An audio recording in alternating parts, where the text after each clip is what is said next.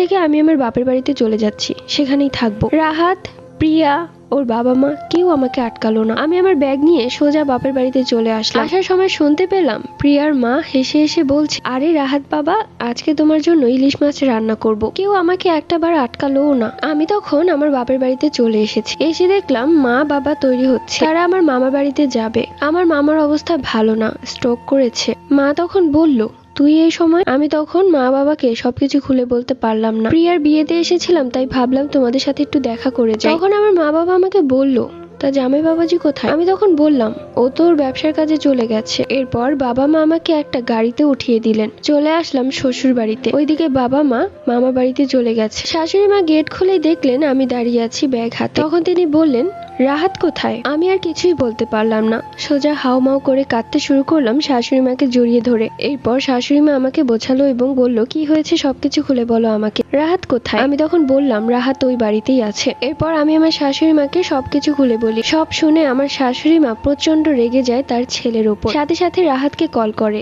Rahat phone ধরে বলল, আরে কি হয়েছে, ফোন দিচ্ছ কেন বারবার? আমি একটা কাজে এসেছি। আমার শাশুড়ি মা প্রচন্ড রেগে গিয়ে বলল, তোর কিসের কাজ আমি বুঝি না, তুই এক্ষুনি বাড়িতে চলে।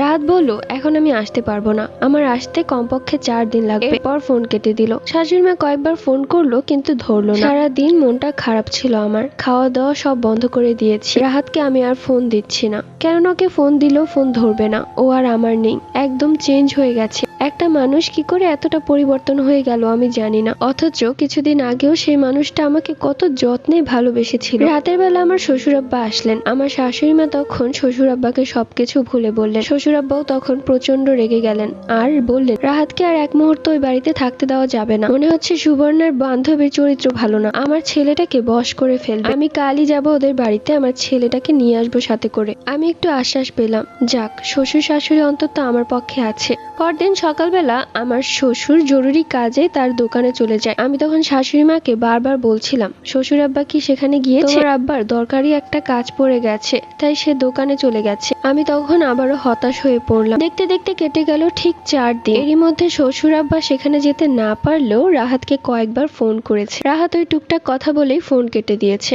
আর রিসিভ করেনি। 4 দিনের দিন আমি রান্না করছিলাম, হঠাৎ করেই কলিং বেল বেজে উঠলো। আমি গিয়ে দরজা খুলতেই আমার পায়ের নিচ থেকে মাটি সরে গেল। রাহাত শেরওয়ানি এবং প্রিয়া লাল বেনারসিতে দাঁড়িয়ে আছে, তাদের গলায় ফুলের মালা। আমি তখন মাটিতে অজ্ঞান হয়ে পড়ে গেলাম। যখন চোখ খুলে তাকালাম তখন দেখলাম আমার শ্বশুর আব্বা শাশুড়ি মা আমার পাশে বসে আছে। আমি তখন কিছুটা পাগলের মতো করতে লাগলাম আর বললাম, রাহাত কোথায়? দৌড়ে